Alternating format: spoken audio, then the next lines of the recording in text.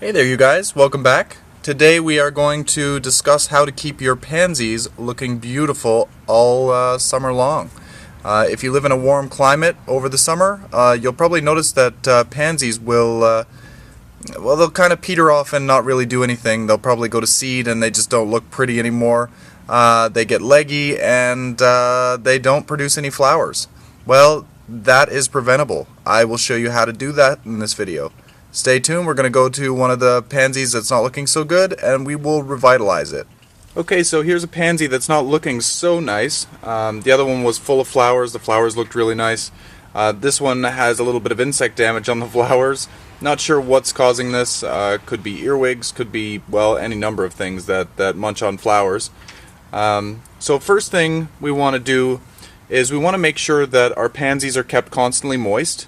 They don't want to be soggy, but they don't want to dry out. You'll find that with most annuals, when they start to dry out, with the exception of some of the drought-tolerant ones, they tend to go to seed and they never really come back to their full glory that they once were.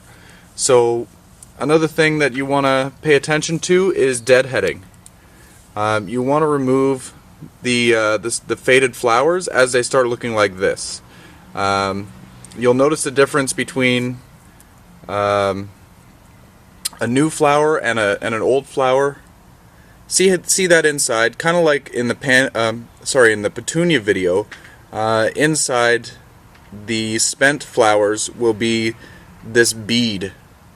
In the petunias, it looks like a green chocolate chip. This one is a little bit more like a little ball inside. That's the seed pod, so that's what you want to remove. If you remove these, it's going to trigger the plant to produce more blooms, branch out, and try to complete its life cycle. With annuals, the life cycle is to set flower, or make flowers, produce seed, and then die. And then the new generation will come up from the seeds.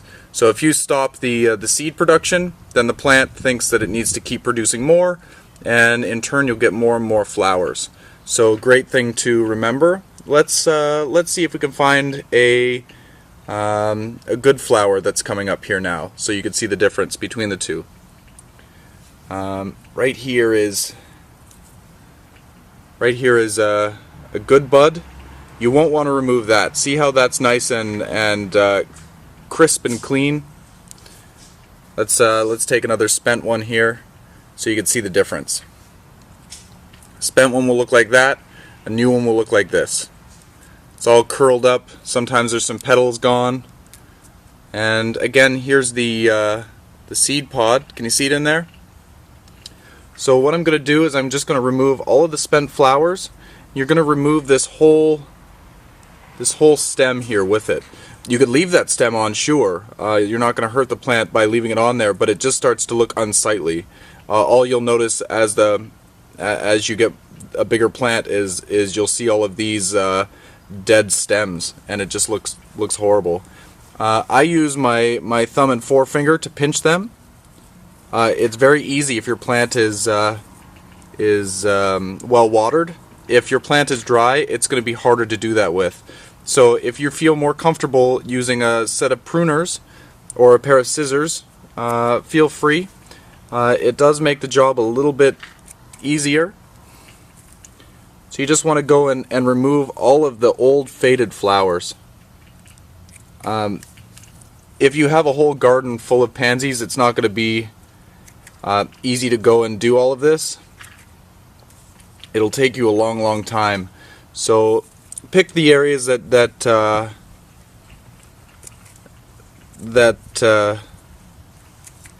are going to be shown off a lot more, and only maintain those ones. You can maintain all of yours, don't get me wrong, but it really will take a lot of time. I don't have a lot of time to look after mine, so what I tend to do is maybe once a week, usually on a Monday or a Sunday evening, I'll go and I'll remove all of the flowers. Because I don't have time to go and just remove the spent flowers whenever they come up, because as your plant gets more bushy, that produces a lot more flowers, and it really takes a long time to pick and choose. But if you choose to do this on a Monday, usually by the weekend, by the following Friday, you're going to be getting all kinds of new buds. So you should be in good flowering mode by the weekend. So good way to think of it is, if you have a party on Saturday, try to get this all cleaned up by the Saturday before. Give it 7 days of good growing time, and you should have blooms back on the plant. If your plant is really not looking so great, I would start doing this a few weeks before. It will start putting out new fresh growth, and you can cut back the old wiry stems, and eventually it will come back to a beautiful plant again, but it does definitely take some time. There's a seed pod that's almost ready to burst open. Remember, we want to remove all of these. That tells a plant to stop flowering if those are allowed to ripen.